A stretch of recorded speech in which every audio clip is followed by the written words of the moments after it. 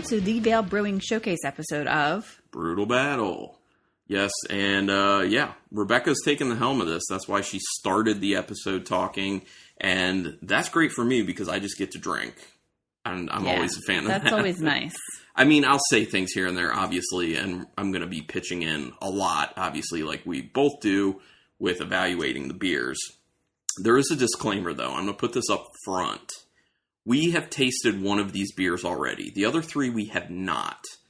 And the one that we tasted, we did not like. Now, we're going to give it another shot on the podcast and see if we feel differently about it. Like maybe it was too cold when we had it before or something we ate before we had it. I don't know, but we'll give it another shot. We will tell you which one it is when we are trying it. But other than that, we haven't had the other three beers.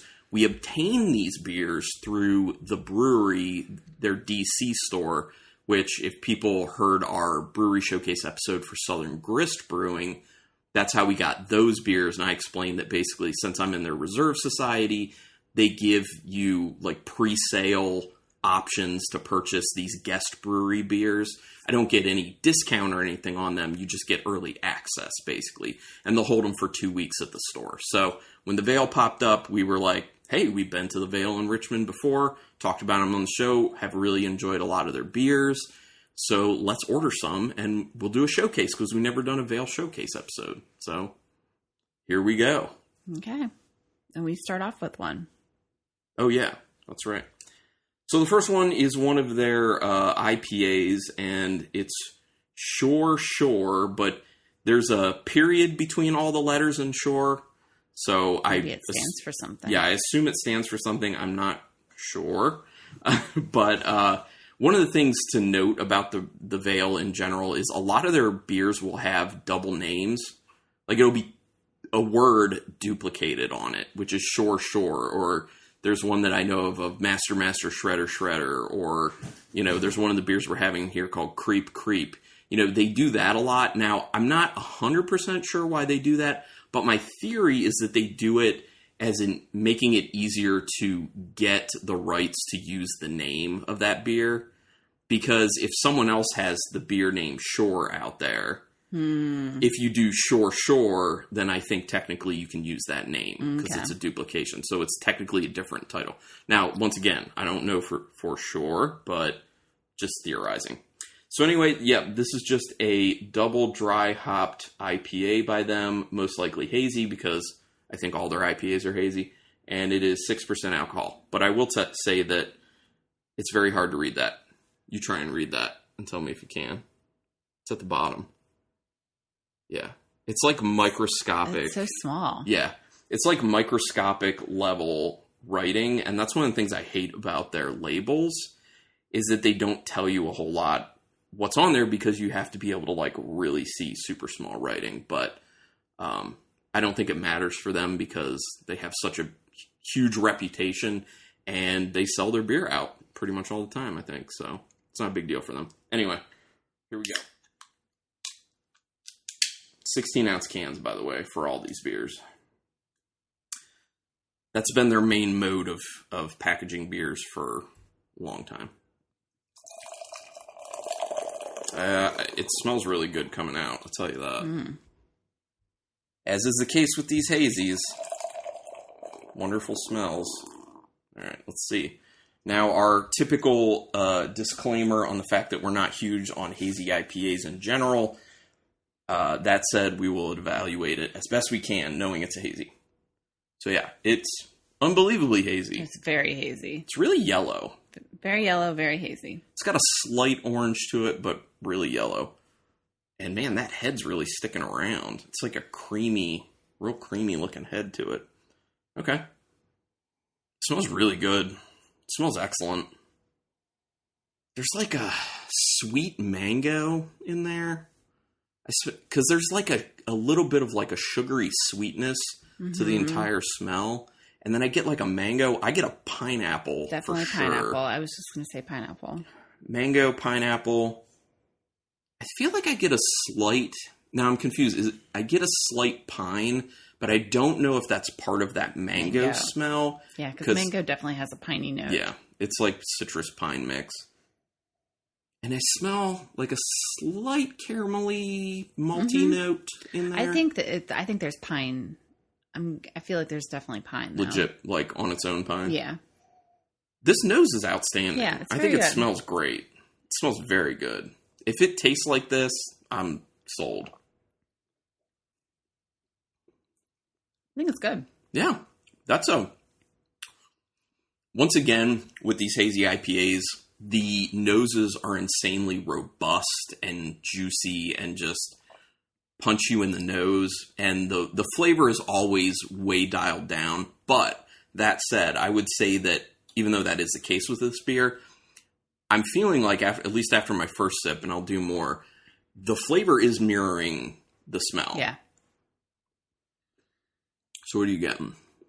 I definitely get, it's got that kind of yeasty, Definitely flowery has the yeasty finish. And there's a decent bitterness, too, on the finish. It's not too much, though. Because with me, with the hazy IPAs, when that finish is just, it's like super yeasty. It's real kind of like, tastes like baking flour. You're just like, oh, that's so off-putting. But this has a little bit of that, but it's pretty well in check, I think. I'm definitely getting the pine. Yeah. So I think the pine's more pronounced in the flavor than in the nose, for sure. I get the mango, though. I get the pineapple in the flavor. Not as robust as in the nose, though. Mm-mm. And there's a slight just orange thrown in there as well. This is good. It's easy. It's tasty. It's a good IPA. I enjoy that. It kind of reminds me of how we felt about the first Veil beers we ever had when we first went down to Richmond some years ago. And that was their Fire Emoji and their Master Shredder, which we had the option to buy the Master Shredder when we purchased these beers. But I was like, well, we should try one of their other IPAs. Yeah. So. Okay. So, the Veil opened in April of 2016 in the Scott's Addition area of Richmond, Virginia, by Dustin Durani.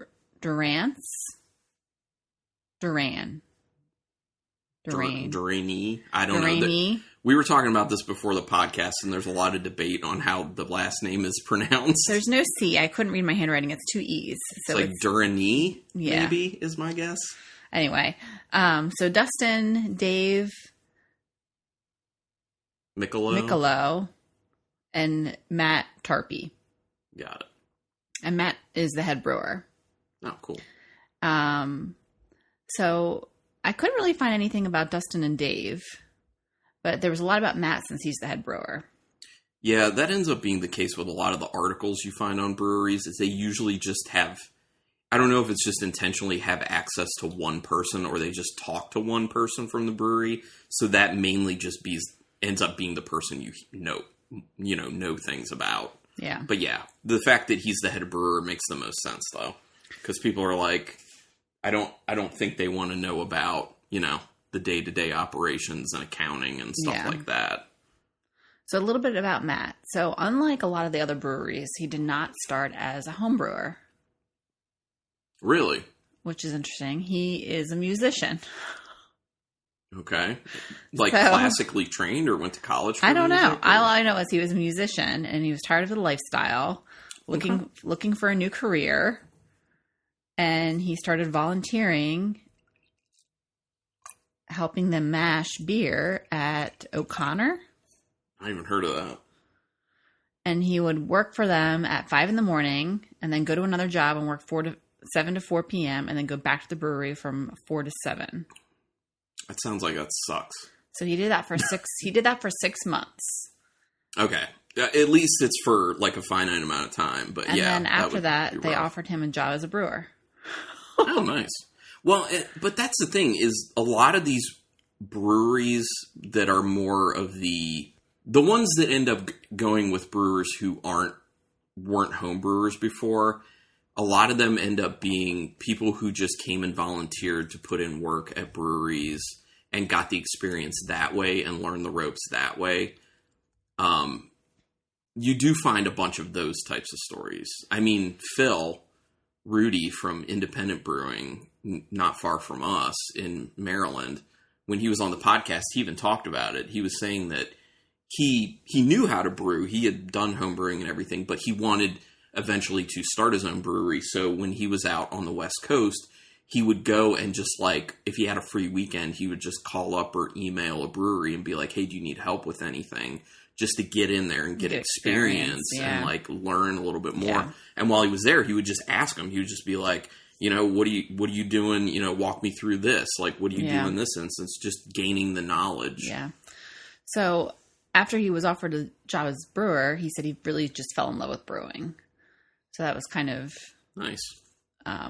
So after that, he has a very robust brewing history, which we'll talk about after the next beer. Interesting. Okay. It's a very good resume. All right. So I'm pretty excited about this next one. This was one that I said I felt like I needed to have. I'm going to try to read it off the label, but as we talked about, the wording is so small. I did read it ahead of time, though, so maybe I can do it by memory. So this beer is called The Evidence, and it is it's impossible. So basically, it's a sour IPA. I think it might be an Imperial Sour IPA. And it's done with, if I can remember, blueberries, blackberries, boysenberries, and raspberries. Okay. So sounds a fruited sour IPA. And the ABV is, I think, 6. Okay. There's a problem. I can't read this thing. I don't think you could read it either, because look at this. It's so small. Well, in addition to it being... Oh, yeah, the label. Yeah, the label's like kind of glittery. So in addition to it being small, it's hard to get the words from the glitter. It's bad. Anyway, here we go. Whoa. All right. Oh, I'll pour yours first. Ooh, man, it's dark. It's like red. Yeah. This might be like one of the darkest. That's insanely red. I mean, a lot of the beers like this are like pink, but this is like red. Yeah, it looks like it's dark. Yeah, it's insanely dark. That's nuts, man. Like, I was gonna say at first that it looks like cranberry juice, but cranberry juice has like a little bit of a clearness level to it. So it's kind of like if cranberry juice just had all the pulp in it too, and you couldn't see through it. Yeah, I don't think I've ever seen a beer that dark red. Does this have vanilla in it? I don't think so. But then again, I can't friggin' read it. So, I don't think so. I don't think it does. I'm getting vanilla on the nose. Okay. Well, smell. By the way, like, the head on top, like, it is pink, but it's almost red. Like, it's so deep pink, it's almost red. Are you getting vanilla? I'm getting, like, a butterscotch, actually. Which, if that comes through in the taste, would be diacetyl, which wouldn't be good, but... And then it's just like a nondescript berry. Yeah. It's hard to pick out those individual berry flavors. Lots of berry. Yeah, it's just like, for how much berry is actually in there, it's not as aggressive berry on the nose as I would assume it is. It is a little more kind of soft, which is a good thing in my opinion. It doesn't really smell sour to me, though. It smells sweet and fruity. And I just took a sip, and it doesn't taste sour either. I think it tastes like just fruit juice. Well, I mean, you can start with a sour IPA, and then if you put enough fruit in it, it's not necessarily going to end up tasting sour if they're, because of the sugar content of the actual fruit. I get a bit of a tartness on the finish, though. A little bit. To me, it's more just like a fruit tartness. It's not like a tart beer. It's just like... I'm not tasting what we were talking about smelling, like that little bit of butterscotch or vanilla. I'm not tasting that, so that's good. Yeah, it's like juice, man. It's just like berry juice, but there's alcohol in there. I mean, I could drink that for breakfast. Yeah, definitely. It's good. I like it. I mean, there's something not to like about it. Yeah, basically. Do you like mixed berry smoothies? Then you will like this. And this thick, like there's like residue on my glass. I finished my little pour. I will tell you what's not at the end that I'm happy about is there's none of that naked Cheerio note that I get with a lot of fruited sour beers. I like that. I don't, so I'm glad it doesn't really have that. It's just the fruit. I wish this was like a little more tart or a little more sour since it is supposed to be a sour. Yeah, I can hear you on that. But I do quite like it. I do think the skins from the berries come through in a little bit of a tannic note in the beer. Do you feel that way? That's almost making it a little bit tannic like a wine. Like a wine. It's like a fruit wine. I can see that. It's a solid beer. It's good. Yeah, it's good. All right. Okay. So, Matt, the head brewer, worked at O'Connor, and then he moved on to work at The Alchemist. Oh, wow. Okay. And then from there, he went on to Hill Farmstead. Okay. So really good pedigree as far as beers go. Hold on. There's more. He also then did an apprenticeship at Cantillon in Brussels. Oh, wow. Okay. Interesting. So that kind of gives you a little bit of background about where his brewing history came from. Well, my question is, how do you get your foot in all those doors? I don't know. Well, I mean, okay, I guess it's mainly the first one. Like, was The Alchemist his first one? You know? Like the order of it? I think it was Alchemist and then Hill Farmstead. And then Hill Farmstead. Okay, so I would see, like, my question would be, how do you get your foot in the door at Alchemist first? I could see where after Alchemist you could get your foot in the door at Hill Farmstead because Alchemist has a high reputation. And then after that you could get your foot in the door at Cantillon as well. But that's cool. That's very good beer pedigree. Yeah. So after he was working at all those places, he returned to Virginia to be near family and then to open the brewery, which with Dustin and Dave, who he kind of met along the way. And it sounds like Dustin and Dave did most of the, drumming out most of the funds to start the brewery. Nice. So the name The Veil, do you know what that means? I have no idea where it came from. Okay. So the name pays homage to spontaneous fermentation. Italian winemakers call the protein-based membrane that forms on souring beers the veil. Oh, that's interesting. Yeah, I didn't know. I thought maybe it referred to an actual, like, physical cloth veil because their logo has, like, a hand waving, like a little, like a cloth, hanky, basically, like an old school doily type hanky. No, that's interesting. Yeah, I thought that was interesting too. And their focus is on quality. Here's their like everyone says, everybody's old styles made new, experimentation. Kind of want to be creative. Just looking to put out the best beers we can. Our focus is on quality, the freshest hops, and our yeast that sets us apart while offering a simple, approachable draft list in the tasting room. I like the inclusion of the yeast setting them apart. I think that's interesting because not a lot of breweries actually talk about their specific yeast, and a lot of breweries have house yeast that they end up using that definitely plays a part in imparting certain flavor notes. So that is interesting. Yeah. And in some of the articles, they did talk about how their tasting room has like a feel for like a big city feel, and they want you to feel like you're being transported to another city. Which I feel like when we were there, like it does feel kind of Metro. Hippie, and they have the didn't they have shipping containers outside? No, they had I don't know about outside. I just know inside they had, I'm drawing a blank on the word, animal busts. Busts of animals? Heads. Are you talking about like taxidermy? Taxidermy. Heads? That's the word. Did they? I don't yes, remember they had that. like a big like ram goat. Oh, okay. And they had other ones, yeah. Is it their hornswoggler? Maybe. But I thought that what also was interesting is they have an ADA compliant part of their bar. You'll have to explain what that means. Oh, just a part of the bar that like wheelchair users could wheel up to. A lot of people don't know that term. Oh. So I thought that was also kind of cool because that's very important to be fully inclusive. Yeah, no, definitely. Okay. Moving on to the next beer? One. Next beer. Okay, this is the one disclaimer that we already tried and do not like. Or did not like. Like we said, we're giving it another shot because maybe the conditions were a little off or something. We don't know. So this one's called Creep Creep. And it is I'm doing this by memory because I can't read the thing. It's a double dry hopped Imperial IPA brewed with actual pumpkin pies. Like they put actual pumpkin pies inside the beer. So that's what it is. And it's 9% alcohol.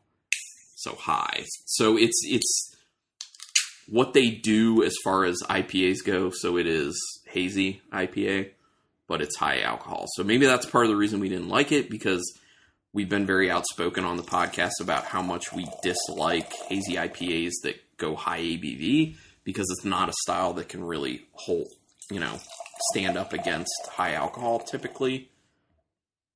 But we'll reevaluate. We'll see.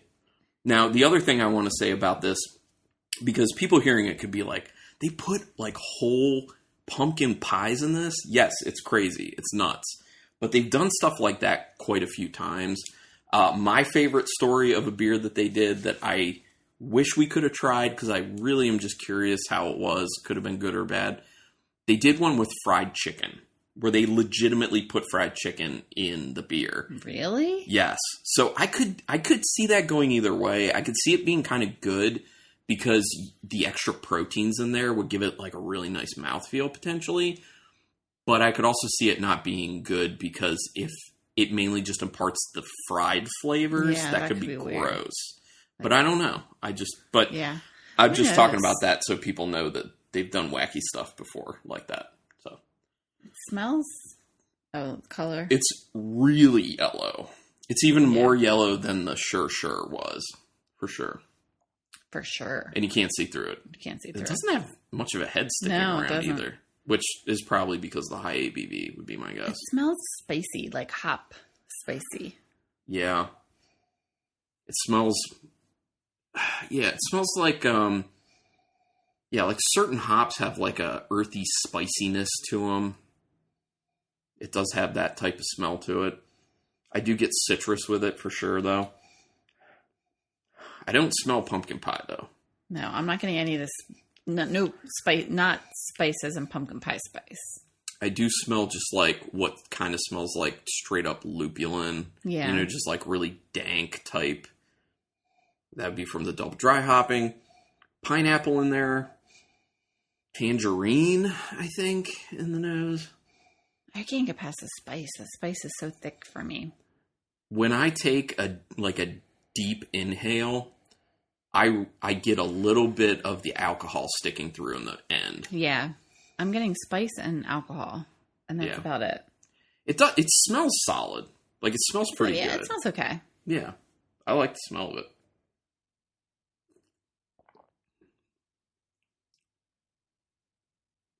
The taste is... kind of tastes like sour orange juice. Yeah, I could see that. There's with a bitterness. There it is. That was the problem we had when we had it before. On the first sip, I didn't get it. On the second sip, I get what's referred to as hop burn.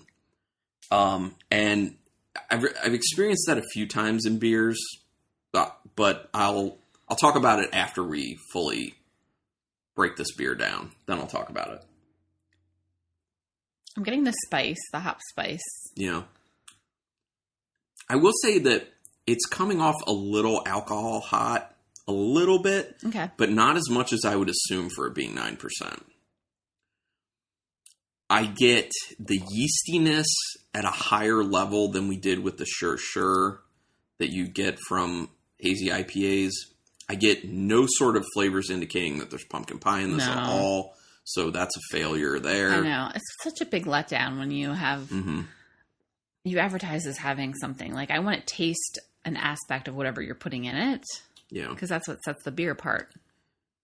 Other than having, like, some citrusiness, like, there's an oranginess to it. There's a little bit of a pineapple note. It's real low level, though. And it like, the bit of the alcohol heat, that yeastiness, that spice to it, that you're talking about, like that overpowers a lot. Yeah.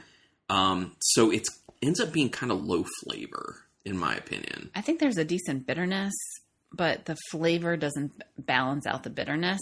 So it's just kind of like no flavor, spicy, kind of weird, and then bitter. Yeah, yeah. It doesn't work. It doesn't work. And what I was talking about before is that hop burn. So literally it burns in the back of my throat, and it's not from the alcohol. It is a very aggressive, almost caustic type burn that burns like a chemical does, like a cleaning agent. Now, that's something that happens with hopping in beer when you go too far with the hopping. And this is something that's kind of being looked at. I was reading an article about it. It's something that's being researched right now. The industry knows a little bit about it, but they're still researching it. So this is kind of a developing thing. But the article I was reading was interviewing, I think, the head brewer at Other Half Brewing, which there's a location of Other Half that opened in Maryland just recently, like right outside of DC. Or I think it might technically be in DC. I don't know. We'll have to go there at some point. But they are very well known for their hazy IPAs and doing a really good job with it. So the guy they were interviewing, their head brewer, was talking about what hop burn is and basically breaking it down where when you get to a certain level of hopping, you're not adding anything good to the beer. Mm-hmm. Like hops only are beneficial to a certain point, and then if you keep adding hops past that, it starts imparting bad flavors on it and doing bad things to the beer. And that's what hop burn ends up being, is that you're hopping it too much past what the base beer can handle, and it then manifests in this like caustic burning, which is not good. I mean, it's obviously not good. Like, for that reason, I think this is a failed beer. I don't think it's a good beer. And also the fact, like we said, that you can't taste the pumpkin pie. Yeah. And you're billing it as a pumpkin pie Imperial IPA. It's a failure in many ways. Yeah. This beer's not good. I personally don't think they should have sold it, but maybe some people out there like it. I think they should have dumped this. Someone must have liked it if they packaged it. Mm-hmm. I guess. We have 2 more. Does anyone want some? Yeah. Because we don't want it. Okay. So, the Vale now has locations in their original location in Scott's Addition, Forest Hill area of Richmond, Virginia, Norfolk, Virginia, and then they have a Funk House Cafe, which is their funky and barrel aging facility, which is also in Richmond. But that is currently closed, and I'm not sure if it's related to COVID or if they had to close for another reason. I don't know. But other interesting fact is they have an Airbnb property at their Forest Hill location, which is a 2-bedroom, 2-bathroom little apartment area. Oh, wait. So you can like stay inside the brewery? It's like attached to the brewery. It's like next door. But can you have access to the brewery at night if you want? I don't think like so. Like a nighttime I don't beer? think so. That'd be awesome. I'm not sure. I couldn't find it out, like, if there was any other perks. It would be awesome if one of the amenities for it would be like, feel free to go and drink however much beer you want. It's included in your stay. So like literally you could wake up in the middle of the night and be like, I feel like just going in there and just pouring myself some of these beers out of the tap, which I'm sure they can't actually do that because of, serving laws. But yeah, but that's cool. I do think that's cool that they have that Airbnb. It reminds me of 2 things. One, that Dogfish Head has their own motel now. Right. And they've had it for a few years now. And then also that the Brewdog location in Columbus, Ohio has the ability they have a hotel inside their brewery where people can stay inside the brewery, which looks really interesting. Yeah, I'd love to do that. Yeah, that would be fun. And they're delivering and shipping throughout Virginia.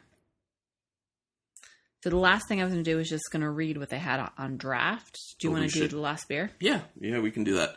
So we intentionally had the beer that we did not like third so that we could finish with the beer that we think and hope will be the best of all these beers as like a quick bounce back. So this is, they have a beer called Hornswoggler, and Hornswoggler is a chocolate milk stout. Now they've done things to it over time. So for this one, this is their coconut marshmallow vanilla hornswoggler. Coconut vanilla? Coconut marshmallow vanilla. And you can read that on there? On the top, and then on the side, actually. Chocolate milk stout conditioned on coconut, marshmallow, and Madagascar vanilla beans. Mm. And the ABV is, I don't know if I'm going to be able to see the ABV, though. 7. It's 7. Okay. I got it. It sounds really good. The writing's a little bit larger on the... Oh, yeah, it is. Yeah. It's not written all the way at the bottom of the can. Well, and we had Hornswoggler when we were at the Vale before. This is the straight-up Hornswoggler, and I remember really enjoying it. I remember the name.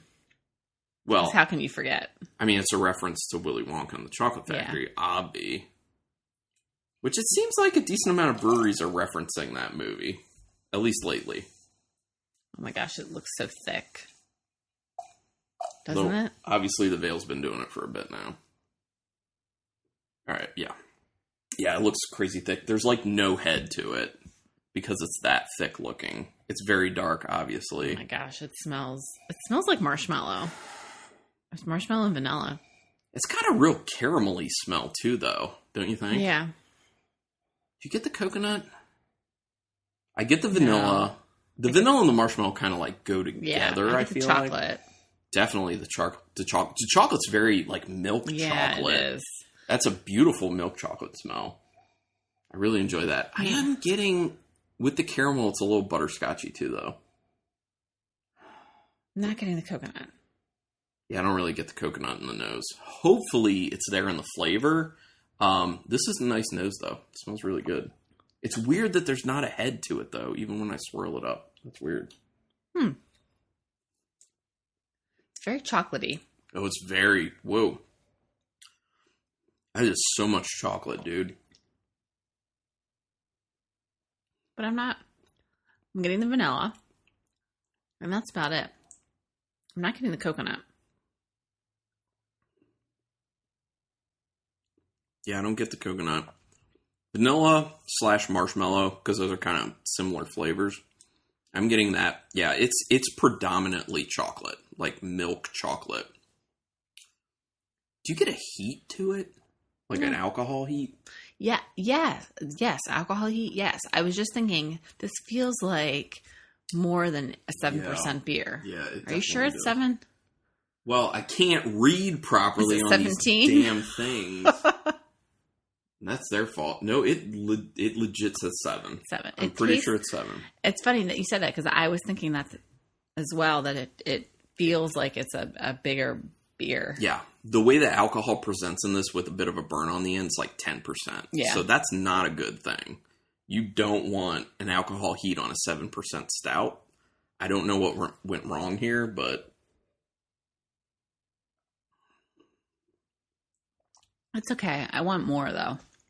Yeah, based off what it's called, it's kind of like with the Creep. Based off what it's called, I would have liked it to deliver better. For sure. It's still okay. It's just so much chocolate. It's like chocolate vanilla. Yeah, it's like chocolate vanilla. If you're looking for the coconut, it's not really there. The marshmallow, interchangeable with vanilla, so I guess you could say it's there. Yeah. But so much chocolate. That's really unfortunate how much the alcohol comes through. Really unfortunate. Okay. It's okay.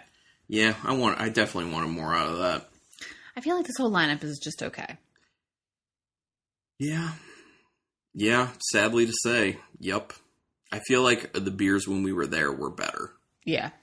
This is a little disappointing. I'm going to read what they have on draft. They have a very extensive draft list, so something should be good. Yeah. I like the sour IPA is good. It's just not what I want it to be. Yeah, I see what you're saying. Because it's mainly just like juice. Yeah. Okay, so I'm going to read what is on draft, and I'm going to read the Scott's Edition location just because that was their first location. Okay. So they have a Cinnabon Lord Wangdoodle, which is that is also a reference to Willy Wonka and the Chocolate Factory. Is it? Yeah, Wangdoodle? Oh, yeah. Where is that in the movie? When they're naming off all the things that the Oompa Loompas have to run from in their land. Oh. The Vermicious Canids, the Hornswogglers, the Snozwangers, the Wangdoodles. Oh. Yeah. So it is a blend of imperial milk stouts aged in red wine, maple apple brandy bourbon, and Laird's apple brandy barrels, conditioned on double Oreo, double maple syrup, Vietnamese cinnamon, Madagascar vanilla, caramel sauce, and toffee. That sounds good. It does sound really good. This Hornswoggler, by the way, is very sweet. Yeah. We forgot to talk about that. It's very sweet. It's like the diabetes. The next beer is Wee Di Mon Enhanced, which is an enhanced version of a triple IPA. Paul Bear, which is an imperial stout aged in bourbon barrels for 18 months. Is that a referencing wrestling, maybe? I don't know. Just a question. Maple apple brandy coconut Wangdoodle. That sounds like it could be really good. Which is an imperial chocolate milk stout aged in Laird's apple brandy barrels that held maple syrup for 13 months, conditioned on coconut. Lord Wangdoodle 2020, which is the same thing as the Cinnabon Lord Wangdoodle, only without the caramel sauce and toffee. The Double White Russian Bourbon Hornswoggler, which is a milk stout aged in bourbon barrels for 14 months, conditioned on double coffee, double vanilla, double natural flavoring. Which I don't know what that means. What is that? What is natural flavoring? I guess they don't want to give away what it is. I don't know. Bourbon Curse of Satisfaction. Imperial Sweet Stout aged in Weller bourbon barrels, conditioned on dulce de leche, single origin coffee, and Vietnamese cinnamon. Black Bugatti, which is a black triple IPA. Not a lot of people doing black IPAs. Ever Again, which is a non-alcoholic Goza. Non-alcoholic? Interesting. I mean, we had a non-alcoholic Goza on the show before, and it was not bad. It's a non-alcoholic Goza with raspberry puree. Could be good. Beige Mia Ta, which is a IPA. Special Combo number 7, which is a double IPA. Melacola, which is an open fermented, can conditioned farmhouse inspired ale, which is it's a clean saison, they say. Oh, I don't ever want to be you. And it's all run together. I don't ever want to be you. And BU is BU. Double dry hopped, double IPA. Child Support. We had that when we were there. We did, and we really liked it. We brought, I think, 2 4-packs of that back. That was good. It's a single hoppy Pilsner. Thorn, which is a lager. Ginger Snap Bourbon Apple Brandy Wangdoodle, which is an imperial chocolate milk stout aged in bourbon and apple brandy barrels for 15 months, conditioned on ginger, vanilla, cinnamon, honey, and ginger snap cookies. Sounds like a lot of work. I know. A lot of these are just like, oh my gosh, they're mouthfuls. Double Vanilla Bourbon Curse of Satisfaction, which is an imperial sweet stout aged in bourbon barrels, conditioned on dulce de leche, single origin coffee, Vietnamese Vietnamese cinnamon, and double vanilla. Wangdoodle, which is an imperial chocolate milk stout aged in Virginia red wine barrels for 18 months.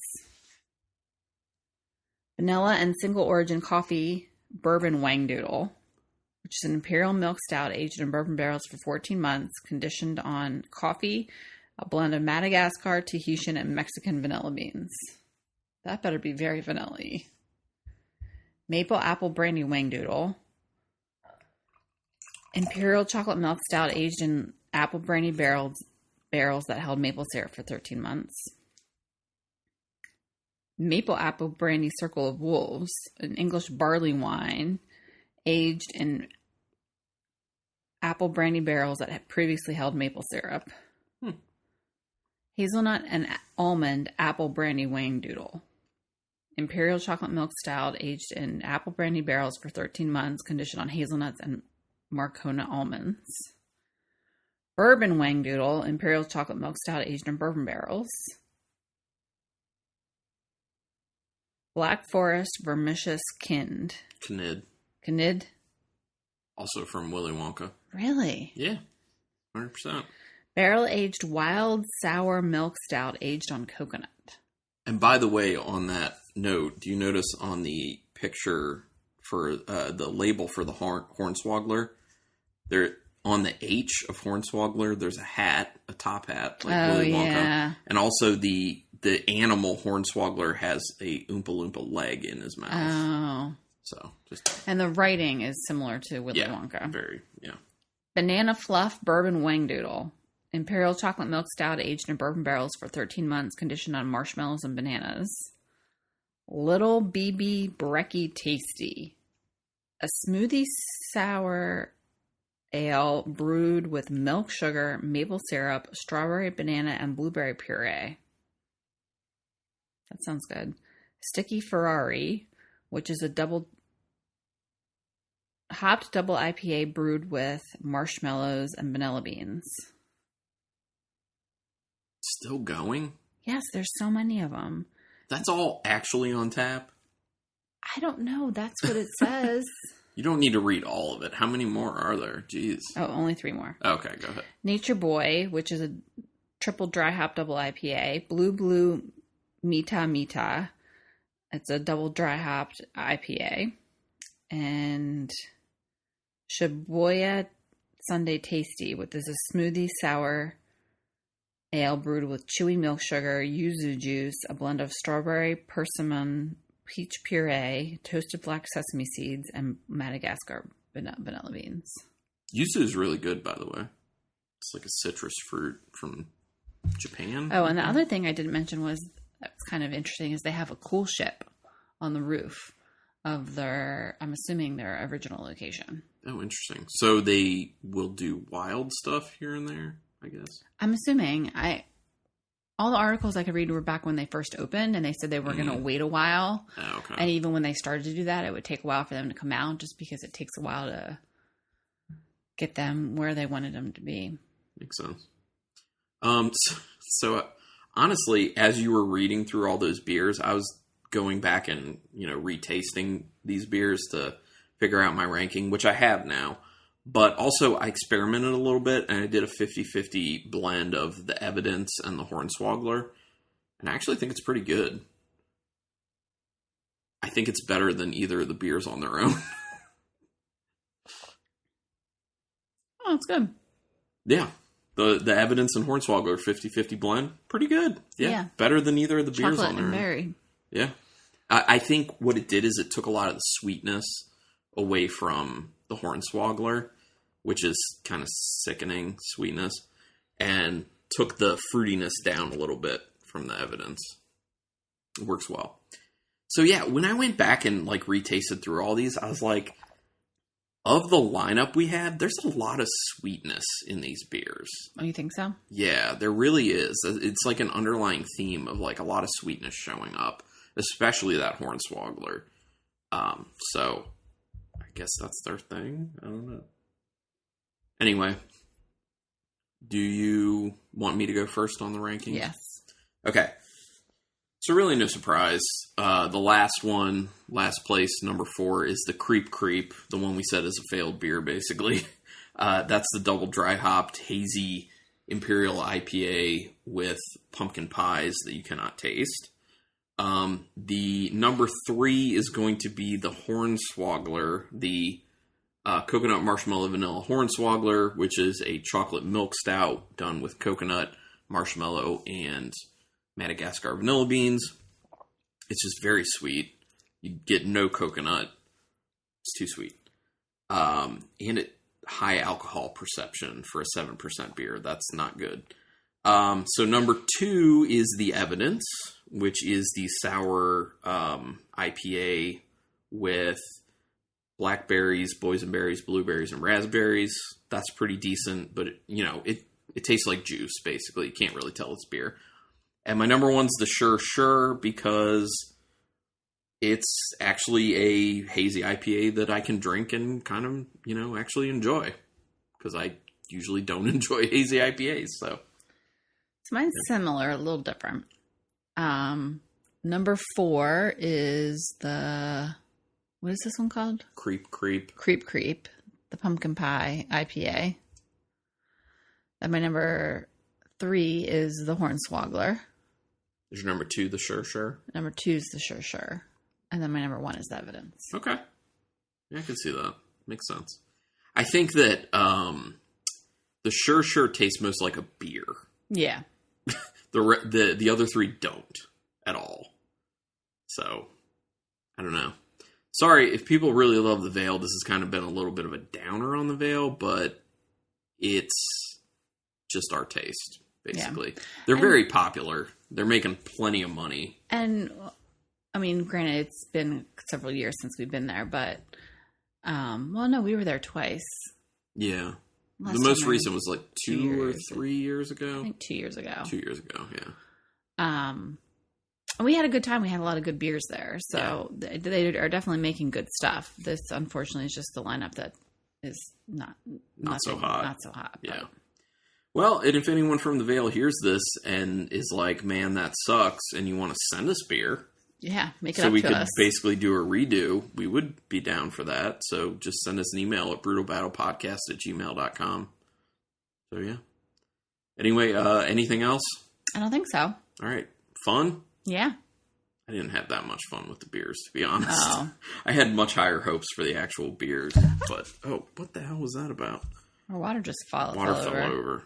Maybe that was the ghost of the Veil. Just being mad about our review. Anyway, thanks everyone for checking this out. And until next time, keep it brutal.